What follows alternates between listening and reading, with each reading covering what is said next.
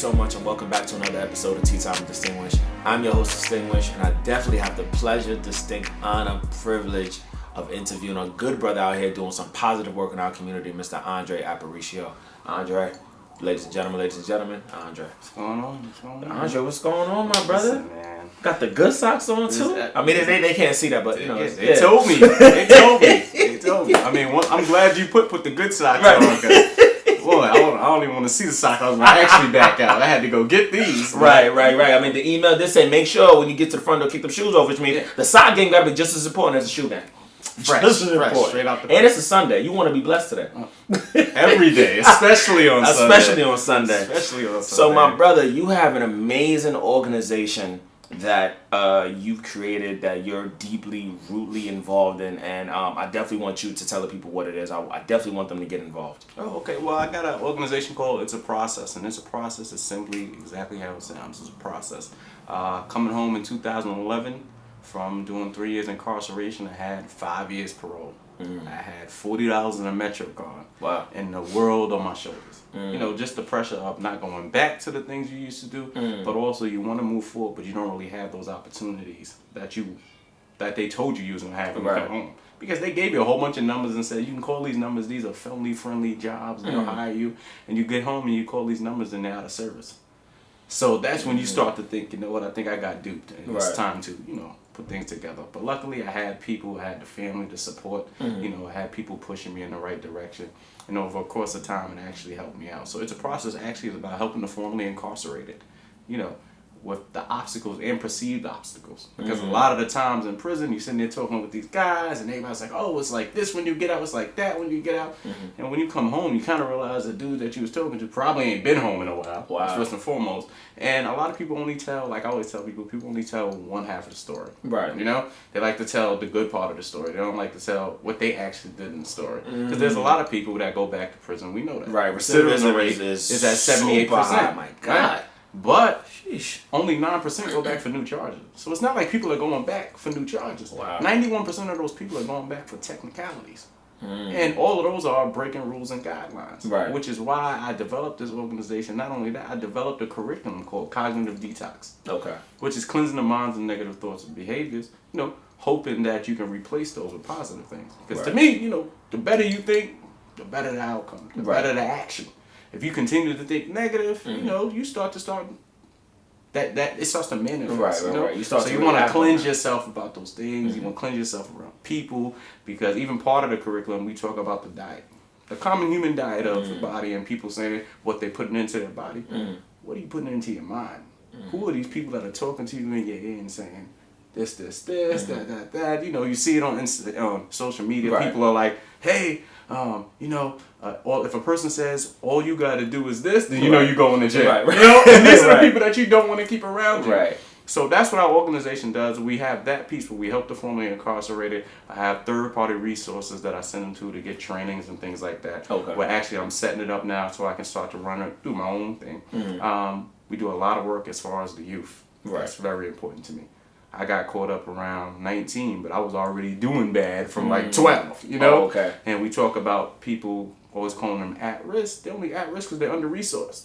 I don't know about you, but the things that I used to be able to do now that I didn't take advantage of, they're not even here anymore. Right. So now we just got a whole bunch of people saying, I ain't trying to mess with those kids. Those kids is crazy. They're savages. They this. The kids, they need guidance. Right. If we're not going to do it, who is? Right. We all know if you don't guide your child, there's an officer such and such that'll help. Big fact. So that's why we go in and we speak in group homes. We go in and we do career days and let them know, there's options. That's my biggest thing. I have a curriculum specifically for the youth called What If? And What If just basically keys in on consequential thinking. Right. Because a lot of the time you don't think about the consequences when you're young. Hey, listen, I'm going to make this move, I'm going to do this, I'm going to do that. And then you come to find out, you shouldn't have made that decision. Right, because then it catches up. Even me. My crime took me 30 seconds to do. And it took me 8 years to get out of. 3 years in prison. Wow. 5 years in prison. That's a terrible trade-off. I don't know if you're good at math. Jewel. I'm horrible at math. I ain't even try to do them numbers. So it's like, we have to make sure that we're getting to the focus. Right. And the focus is, we have to really reach out to one another. Right. You know, just like how you reached out to me and, you know, we share trade, we trade off ideas. The same, we have to create that environment. You know? There's no more community environment. It's every man for himself. You know, they said it takes a village to raise a child, and a lot of people think that just means a bunch of people beating your child. No, this village they're talking about are people that are in the village that have different positions. Right. So this child can see that I want to do this, I could do this, I could do that. Right. It's easy for me to say, oh yeah, you could be a doctor, but if this child is surrounded by 10 doctors, it actually seems a lot more feasible. Right, true. Especially 10 doctors that look like me and you. Right. So that's what I'm trying to push here. We're trying to get the empowerment piece together, you know? And lastly, it's the community. Because the stigma is that everybody goes back to jail. Right? And if people are being released, where are they being released to? Back to the community. Right. So it's only right that we get everybody in the community involved. Passes, this, that, you know, so that everybody gets on one accord and understands that, you know, we need to work together. Right. We can get a whole lot more done together. You know, and that's what it's a process is, and we do everything. We have collaborated with other organizations. We did a baby shower, 2 local women in a local cleaning shelter. We gave them a free baby shower, free venue, invited their family, fed them gifts. You know, we did a back to school drive in Kingston, Jamaica. Yeah, I saw that. Actually, funny story about that is a lot of people don't know the backstory to that. My friend, she was my homegirl, and she used to run around with us when we was doing all our wild stuff. Right. Long story short, she got deported because of a crime that other people committed, and she got caught up in it. She got deported. So here I am. I'm back. I'm home now. I'm doing this with my organization. She reaches out to me and says, Dre, I seen you do a back to school drive in OCP, O'Connor Park, or Murdoch. Do you think you can do something like that over here in Jamaica? You know, I'm here. I'm a teacher now. You know, I just want to help these kids out. Told her, no problem, don't worry about it. She's pressuring me. You sure you can get it done? I don't want to put no pressure on you. Listen, when the people are behind you, you ain't got to worry about a thing. And we collected over 700 pounds of school supplies in 12 days. Wow. 12 days. 12 days. You spoke to Jesus later? I spoke to him just right before I got here. Getting closer. You know? So, and these are the things, and this is just the power of when people are unified. Right. And that's what I'm trying to do. I'm trying to get people to understand that we have to set ourselves and put ourselves in a position to help others. And how do we do that? We don't just say, oh, well, this person has this and that's good for them. No. All right, they have that. If that's what you want, maybe you should be able to contact them. Right. A lot of the times, people are always pushing this narrative about, you know, product of my environment. We're all living in the same environment, yet people are making different decisions. You're not necessarily a product of your environment, you're a product of your decision making and the people you keep around you. This is true. So we need to get these points out there. We need to get complete logic. I do all types of jobs all during the day. You know, I'm a senior counselor at an outpatient treatment program where I do liaison work, where I talk with the parole officers and the parolees. I'm kind of like that bridge. Okay. I also volunteer down at Queens Parole doing the gang group. And it's pretty much a peer group when we telling people, all right, if this is what you want to be, if this is what you say you are, let's get back to the community base of your organization then. Because time and time again, it's repeated.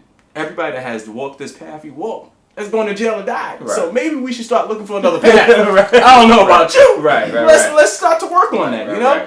And so we try to encourage them that. I work with the reentry team in Queensboro. We actually just opened up a library down there where the guys are able to go in, get a book, and they can keep it. Because if this is what you use to help you out while you was away, I encourage you to continue reading. Are they reading Nat Turner books in there? UEP? Well, once Shea Rivera. I'm just saying. All we needed to do was get the library in there. The type of books is going to start to change in a little bit. Might want to edit that out. But you know what? That's what we're pushing for, you know? Because, like I said, and it's crazy because all this time, everything has just been alignments and assignments, literally everything.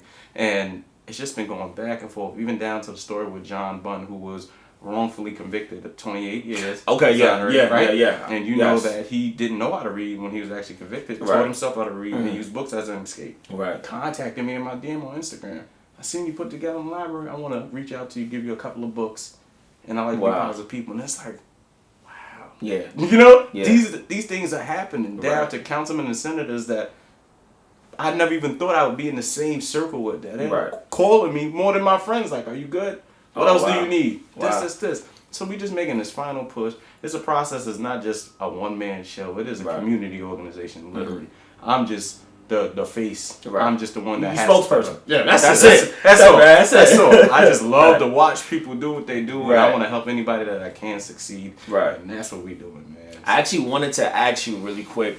So you said you work closely with the parole officer. What is your relationship with looking from your past, from what you did to what's going on now, and are you like in a space where you can actually talk to some of the people who were well, not necessarily the reason why you were incarcerated, but they helped execute that to make sure, gonna make sure we put this guy away because he out here wilding. Actually, funny part is I'm part of the Re-Entry Task Force, which is down in Queens, where they have a whole task force where they're trying to stop the recidivism. They're trying to bring down the rate. Okay. And I'm actually sitting in the Queens DA office. These same people that made this decision to give me my time. And I'm sitting amongst these same people and discussing, and it's just like, to me, a lot of things is surreal. A lot of things is coming full circle. Right. That's definitely full circle. And like even with the gang group, I'm cool with all like senior parole officers and stuff like that. And they're like, Dre, we don't know what it is, but we just know when we send somebody to you, they come back a whole different person after that conversation. And I tell them all the time, it's just logic. A lot of the times, feelings aren't facts, and that's not taught. Right. You know, that's how I feel, so I'm right. It's not going to work. I would love to agree with you, that's not going to work. And that's the type of counselor I am. Right. Your feelings are not always the facts. Your feelings could be off of experiences that you had prior to that. You know? And these things begin to manifest, and you start to grow this wall. Now is the time to chip away. I don't know if you feel it, but the revolution is here. You know, the millennials are really pushing. We're pushing, you know, and we're ready. We're ready. There's no more of this. We're going to be fed. You have to do this because this is this and this is that. That system, that circle of school, work, debt is done for. Yeah, that everybody's like, I know a way to make money legally, and it's gonna happen. And that's what. Shout out to all the hustlers. That's it, all the hustlers. You know, like I told you, even with all the stuff that I do, all the volunteering, the contract, I still work part-time, stop a job. I still work part-time. Actually, I just got offered another part-time job working it within the parole system and stuff like that. So I'm like, I'll take all that. Yeah. I'll take all of that. And they're like, oh, aren't you good? I will never be good. I will never be good. The only way that I'll be good is that if I make sure that my team is good. And that's my push. The same dudes that I used to run with, the conversations are different now. I come around, no matter what they were talking about before I got there, that's over with. They know we're not even talking about that. Wow. And that's what we're doing. More pushing for positivity. Right. And that's pretty much what this process is about. Like were you ever tempted to go back to that life? Actually, to be completely honest with you, I did. For like a good 3 months while on parole. Wow. I said, I can't find a job. And people talk about how dudes are not looking for jobs. For 2 years, I went on interviews. Over 50-something interviews and no callback. And no callback. Do you think it was because of the record? Oh, certainly. People told me flat out. At that time, it wasn't the Fair Chance Act where it was like, no, they would tell me like, oh, he's a young shooter. Oh, okay. Well, we'll let you know. And because a lot of the times they go by the numbers, statistics show that people that actually go back to jail go back between the day they release and 18 months. So if you're looking for a job within that time span, jobs take that into account. Like, you're probably going back to jail anyway. Why would we liability? Yeah, so these are the things that the hidden things that are not spoken of. That, you know, and I started to sell drugs, and it was just like and it was for a moment. I'm like, all right, I'm good. And literally, it was kind of like an epiphany. Like right before I got caught up, and I just heard a voice in my head said, "If you don't stop, you going to jail." And and all jokes aside, in all seriousness, and I called somebody and told them come pick up the rest of it. And that was that. And literally 2 days later, my friend's mom hooked me up with a job as a cleaner in the city. Okay. And I was supposed to only do that for vacation relief for 30 days. And it turned into part-time, full-time, and I was a supervisor there. You know? Wow. And once I got that ball rolling, that was it. And like I said, it's a process. I went from that. Definitely a process. I was going to school full-time to become a drug counselor and working full-time, you know, and various obstacles from homelessness, everything just came my way, and I just became determined. Just recently, I was a keynote speaker at the actual drug program that I graduated from. You know? And I went from graduating to being getting acknowledgement of the year award in 2015 for going to school and doing this to being a keynote speaker. And and the topic of my speech was literally yo.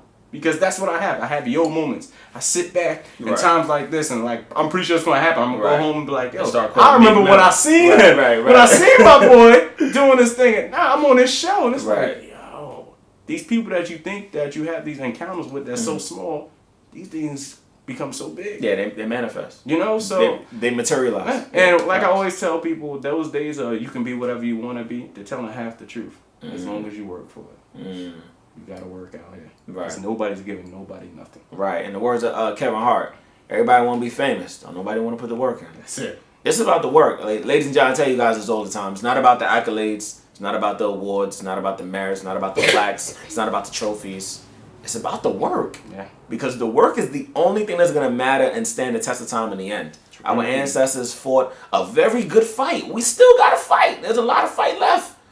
But you got to pick up your mantle instead of helping us bury each other in the ground. You feel me? You got to pick a side. It's coming. That's The brother already said it. He got his nice black on ready to go. It's a process.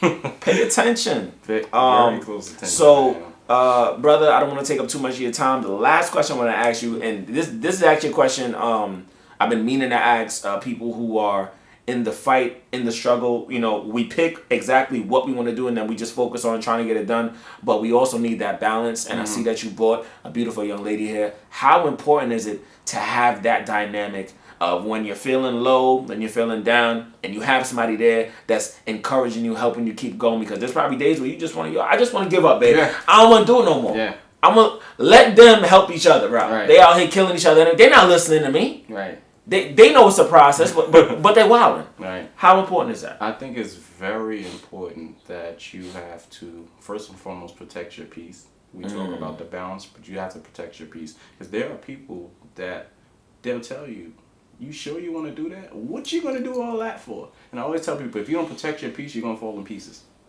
So these are the things that you, are y'all catching it? That you have to, be mindful about. And the support is so real. Support is so needed. There's plenty of days where I'm just like, man, no matter how many people I help, here comes the next flow. And I'm just like, are you special? Did you not just see what happened to that dude? Right, right. But I think that because this is more than me. Oh, yeah. This is way more. Yeah, you realize it's bigger than you. Yeah, this is way bigger than me. Right. This is something where I look at certain things and I question it, and then I look back and I say, wow, sometimes we are straight volunteering. Like, to me, prison is like voluntary slavery, especially if you made that decision to do something that you knew was illegal.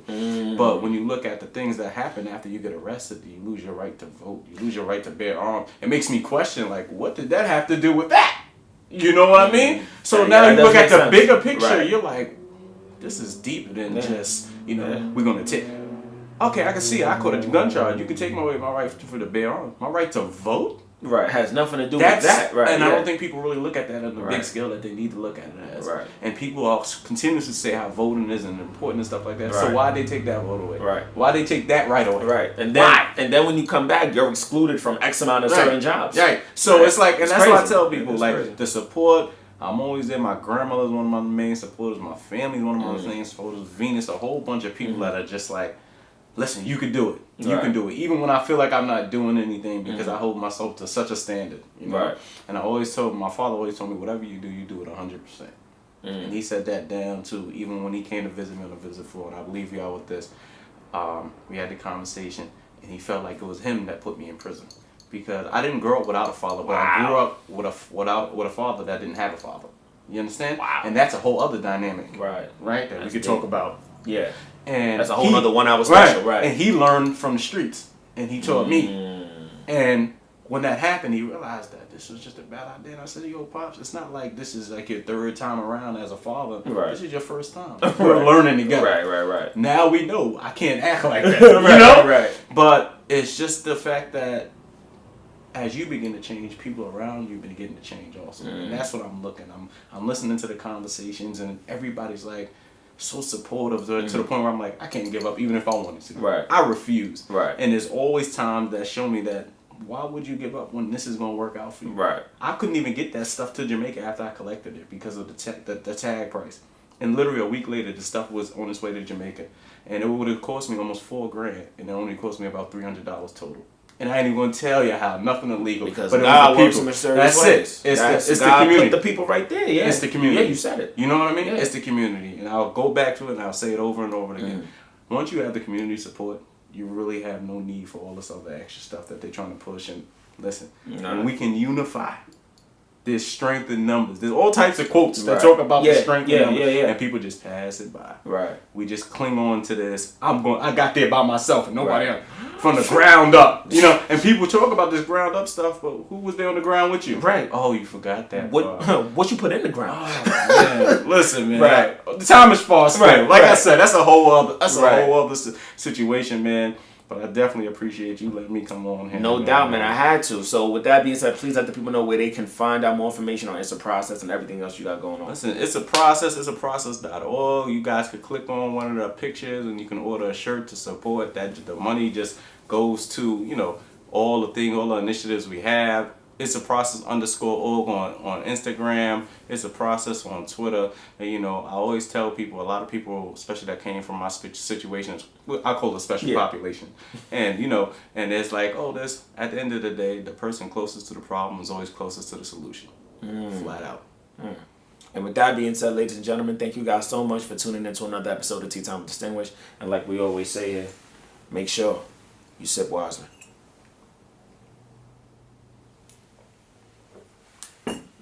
Don't forget it's a process. So when you sipping, it's a process. You feel me?